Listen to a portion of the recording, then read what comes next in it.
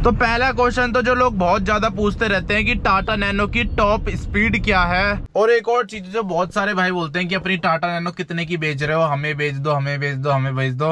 अगला क्वेश्चन जो बहुत सारे लोग पूछते हैं कि इसकी सर्विस कॉस्ट कितनी आती है। और नैनो तो यार बंद भी हो रही है बार बार, मतलब ऐसे मिसिंग सी मार रही है, एकदम डेड ही हो जा रही है, फिर चाबी करके ऑन कर रहा हूँ तब चलने लग जा रही है। तो स्वागत है यार आप सभी का एक और नए दिन में। अभी देख लो कितना ज्यादा अंधेरा हो चुका है, और अभी देखो दिल्ली में कितना ज्यादा अंधेरा हो रहा है। वैसे टाइम तो सुबह के 6:30 बज चुके हैं, पर फिर भी अभी के टाइम पे अंधेरा ही रहता है। अब धीरे धीरे करके उजाला होने लग जाएगा। और अभी नैनो के मीटर में आपको एक नई चीज दिख रही होगी।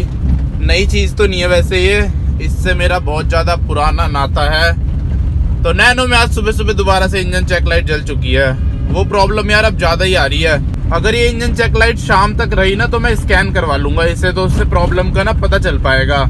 मेरे हिसाब से फ्यूल पंप खराब नहीं है, कुछ और चीज खराब है। और यार मैं तो सोच रहा था अब ठंड कम हो चुकी है, लेकिन अभी के टाइम पे तो बाहर इतनी ज्यादा चिल्ड वाली ठंड पड़ रही है, मेरे हाथ पैर सुन्न हो चुके हैं। अभी फिलहाल मैं मंदिर आ रखा था, आज ट्यूसडे है ना, पर यार हाथ पैर सुन्न हो गए, इतनी ज्यादा ठंड है। दोपहर में तो ऐसा लगता है कि अब ठंडियां जा ही चुकी है, इतनी ज्यादा गर्मी हो रही है दोपहर के टाइम पे, लेकिन सुबह तो इतनी ठंड है, इतनी ठंड है। अब जब गाड़ी के अंदर आया हूँ ना तब जाके थोड़ा सुकून मिल रहा है। बहुत ही ज्यादा ठंड है यार, इस बार तो मौसम का कुछ समझ ही नहीं आ रहा है। सुबह ठंड होती है, दोपहर में गर्मी होती है, फिर शाम को ठंड होने लग जाती है। और नैनो तो यार बंद भी हो रही है बार बार, मतलब ऐसे मिसिंग सी मार रही है, एकदम डेड ही हो जा रही है, फिर चाबी करके ऑन कर रहा हूँ तब चलने लग जा रही है। पता नहीं क्या दिक्कत हो गई इसमें। मेरे को तो अब लग रहा है कि इग्निशन कॉइल की दिक्कत है, क्योंकि मिसिंग विसिंग तो उसी में मारनी चाहिए।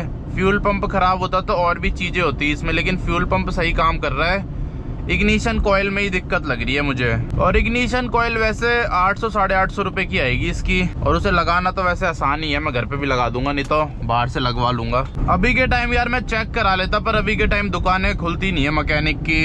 जब ये चेक लाइट आती है ना तभी पता चल सकता है स्कैनिंग करके कि क्या दिक्कत आ रही है इसमें। पर मेरे हिसाब से, मेरे को जहां तक लग रहा है, इग्निशन कॉइल की दिक्कत है। और इस वीडियो में करने वाले हैं हम अपना Q&A। तो कुछ लोगों ने क्वेश्चंस पूछ रखे हैं, उनका जवाब देंगे नैनो से रिलेटेड या फिर किसी और चीज से रिलेटेड। तो पहला क्वेश्चन तो जो लोग बहुत ज्यादा पूछते रहते हैं कि टाटा नैनो की टॉप स्पीड क्या है। वैसे मैंने इसे कभी भी ना आज तक टॉप स्पीड में चलाया नहीं है, और इसे चलाना भी नहीं चाहिए। पर जैसा कि लोग बोलते हैं कि 105, 110 या 115 तक ये चली जाती है, उसके बाद इसका लिमिटर हिट कर जाता है।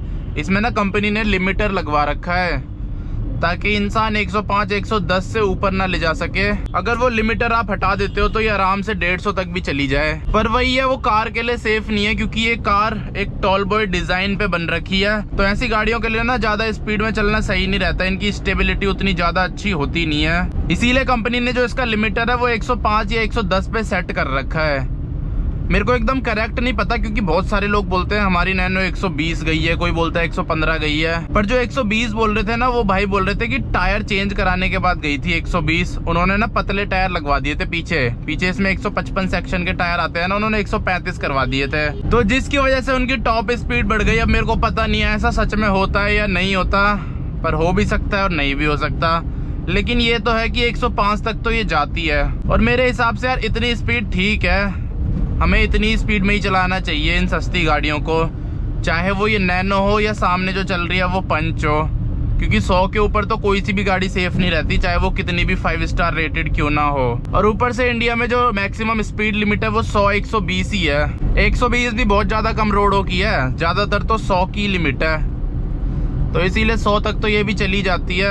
अब देखो जैसे हम अल्टो को लेके गए थे अभी गांव, तो 100 से ऊपर तो हमने उसे भी नहीं चलाया, वैसे वो भी चली जाती है 100 से ऊपर, 140 तक चली जाती है वो शायद, लेकिन हम उसे भी इतने ऊपर तक लेके नहीं गए, मैक्सिमम 90-100 पे ही चल रही थी वो भी। अगला क्वेश्चन जो बहुत सारे लोग पूछते हैं कि इसकी सर्विस कॉस्ट कितनी आती है। तो सर्विस कॉस्ट यार मैंने बता रखी है वैसे बहुत बार। अगर आप नॉर्मल सर्विस कराते हो जिसमें जो मेन पार्ट होते हैं, इंजन ऑयल वगैरह वो चेंज होना है, तो 1500-2000 रुपए में हो जाती है आराम से। हाँ, अगर कुछ पार्ट चेंज होना होगा तो महंगी हो सकती है, लेकिन वैसे तो 1500-2000 में हो जाती है इसकी नॉर्मल सर्विस, और 10,000 किलोमीटर पे होती है इसकी सर्विस, या फिर साल में एक बार करानी होती है। तो कुछ ऐसा सिस्टम है इसकी सर्विस का, ज़्यादा महंगी सर्विस नहीं है। आजकल तो बाइकों की सर्विस इससे ज़्यादा महंगी है, ऊपर से महंगी भी है, और बाइकों में 2500-3000 किलोमीटर पे करवानी पड़ती है। इसमें तो एक बार कराओ और साल भर की छुट्टी या फिर 10,000 किलोमीटर की छुट्टी। ये कार यार मेरे को इसीलिए ही पसंद है क्योंकि इसकी सर्विस बहुत ज्यादा सस्ती होती है और पार्ट्स भी सस्ते ही हैं इसके। अब देखो जैसे मेरे को इग्निशन कॉइल चेंज करानी है तो 800 रुपए की आ जाएगी वो। इतना तो मैं स्कूटी में भी कोई पार्ट चेंज कराता हूँ उसका भी खर्चा आ जाता है 700 रुपए 800 रुपए। और अगर आपके पास कोई ढंग की बाइक होगी ना, ढंग की भी क्या 1.5 लाख 2 लाख तक की, तो उसके पार्ट्स भी इससे ज्यादा महंगे आ जाते हैं। क्लच प्लेट इसकी सस्ती आ जाती है, बस ये है कि इंस्टॉलेशन चार्जेस ज्यादा लगते हैं, पर प्लेट तो सस्ती आ जाती है इसकी। इंजन चेक लाइट अभी तक हटी नहीं है इसकी। सही है, हटे ना ये इंजन चेक लाइट, फिर मैं चेक करा लूंगा इसे। हट जाती है ना ये फिर स्कैन भी नहीं हो पाती प्रॉब्लम। पहले भी ये प्रॉब्लम ना वैसे इसमें पहले से है, पहले बहुत कम होती थी, महीने में एक बार हो जाती थी, पर अब वो ज्यादा दिक्कत दे रहा होगा तो अब प्रॉब्लम ज्यादा हो रही है। और मेरे हिसाब से इग्निशन कॉइल की दिक्कत है, क्योंकि जितनी भी ये मिसिंग रिलेटेड प्रॉब्लम होती है, गाड़ी बंद होना, ये 2-3 चीजों की वजह से ही होती है। एक तो इग्निशन केबल और दूसरी हो गई इग्निशन कॉइल। तो केबल तो मैंने चेंज करा रखी है, अब वो और चेंज करा लूंगा।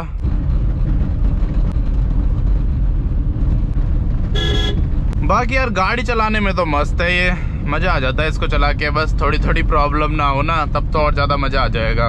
पहले मैं सोच रहा था ना ये फ्यूल पंप की दिक्कत है, अगर फ्यूल पंप की दिक्कत होती तो खर्चा मोटा आ जाता है इसमें। नैनो यार वैसे सिलेरियो से भी ज्यादा ऊंची है। सिलेरियो चलाई थी ना मैंने, वो भी नैनो से नीचे ही है, सामने चल रही है सिलेरियो। सही गाड़ी है वैसे सिलेरियो अगर हम कंपेयर करें अल्टो से, पर ये सिलेरियो तो एक साइड से खत्म हो रखी है, किसी साइकिल वाले ने ठोक दी होगी।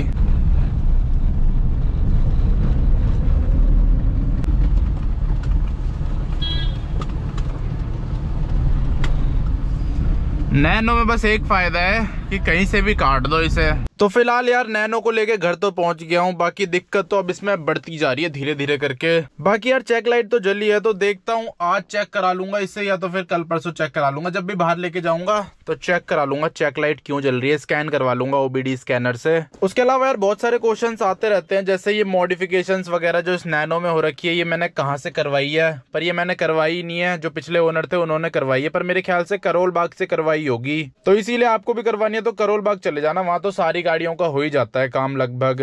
दुनिया में मुश्किल ही ऐसी कोई गाड़ी होगी जिसका काम करोल बाग में ना होता हो। नहीं भी होता होगा ना तब भी वो जुगाड़ लगा के कर ही देते हैं कुछ ना कुछ। तो इसीलिए कार और बाइक का कोई ऐसा काम नहीं है जो करोल बाग में ना हो पाए, मतलब कोई भी ऐसी मॉडिफिकेशन नहीं है जो करोल बाग में हो पाए। और बाकी जो ये वाली मॉडिफिकेशन है ये तो छोटी मोटी है, बस इन्होंने ऊपर का वो निकाल के ये लगा दिया और तो कुछ नहीं करा है, क्योंकि इतना ऊंचा होता ही है नैनो का गेट, इतना होता है, बस ये मुंडी लग गई तो ये और ऊंचा हो गया। और यार बहुत सारे भाई ना मेरे से बोलते हैं कि अपनी कार का जो रजिस्ट्रेशन है उसे एक्सटेंड करा लो, आगे बढ़ा लो, 5 साल और बढ़ा लो, 10 साल और बढ़ा लो। पर दिल्ली में यार ये स्कीम नहीं चलती, दिल्ली में सिर्फ 15 साल ही चलती है पेट्रोल गाड़ी, उससे आगे आप नहीं बढ़ा सकते। और डीजल को 10 साल से आगे नहीं बढ़ा सकते। उसके बाद आपको अपनी गाड़ी स्क्रैप करवानी पड़ती है। स्क्रैप मतलब कबाड़ी वाले को देनी पड़ती है, कटवानी पड़ती है, आप ऐसे नहीं रख सकते। अब तो घर घर से उठा के ले जा रहे हैं, आप गली में भी नहीं खड़ी कर सकते, आप घर के अंदर खड़ी कर सकते हो, लेकिन घर के बाहर अगर वो खड़ी होगी ना तो उठा के ले जाएंगे, और जब उठा के ले जाएंगे उसमें तो 1 रुपया भी नहीं मिलेगा। तो इससे बढ़िया है कि स्क्रैप करवा दो, स्क्रैप में थोड़े बहुत पैसे मिल जाते हैं। अब जैसे टाटा नैनो को अगर मैं स्क्रैप कराऊंगा ना तो 20-25 हजार रुपए मिलते हैं, लेकिन अगर मैं इसे ऐसे घर के बाहर खड़ी रखूंगा और पुलिस वाले आके ले गए तो वो 1 रुपया भी नहीं देंगे, ऊपर से चालान और काटेंगे। अभी तो नहीं काटेंगे, अभी तो इसके 3 साल बचे हैं दिल्ली NCR में, पर 3 साल बाद इसकी डेट वैलिडिटी कंप्लीट हो जाएगी दिल्ली NCR में, उसके बाद ये आगे नहीं बढ़ सकती, इसका रजिस्ट्रेशन रिन्यू नहीं हो सकता, तो ये कबाड़े में जाएगी 3 साल बाद। बाकी देखते हैं, हो सकता है इसे मैं उत्तराखंड ले जाऊं, वहां का नंबर चढ़वा दूंगा इसमें, फिर इसके 5 साल और एक्सटेंड हो जाएंगे, क्योंकि उत्तराखंड में ना ये रूल है एक्सटेंड कराने वाला, पर दिल्ली में नहीं है ये रूल, तो इसलिए यहाँ पे तो मैं कुछ भी नहीं कर सकता। बाकी देखते हैं, वो तो 3 साल बाद आपको पता चलेगा। अभी तो बहुत टाइम है, अभी तो 2025 ही चल रहा है, 2028 तक है इसकी वैलिडिटी, तो तब की तब देखेंगे। और एक और चीज जो बहुत सारे भाई बोलते हैं कि अपनी टाटा नैनो कितने की बेच रहे हो, हमें बेच दो, हमें बेच दो, हमें बेच दो, पर इसे मैं अभी नहीं बेचने वाला। अभी क्या, इसे तो मैं काफी टाइम तक नहीं बेचने वाला। अभी तो फिलहाल कोई प्लान नहीं है इसे बेचने का, चाहे कोई कितने भी पैसे दे, पर अभी के टाइम इसे मैं बेचूंगा नहीं। आगे देखते हैं, आगे हो सकता है बेच दूं, पर मैं इसे तभी बेचूंगा जब मेरे को कहीं और इससे ज्यादा बढ़िया कंडीशन की टाटा नैनो मिल रही हो अच्छे प्राइस में, तभी बेचूंगा इसे, वरना तब तक नहीं बेचूंगा। पर चलो यार, इस वीडियो में इतने ही क्वेश्चंस रखते हैं, अब इस वीडियो को यहीं पे एंड कर देते हैं। मिलता हूँ आपसे कल अगली वीडियो में। जय हिंद।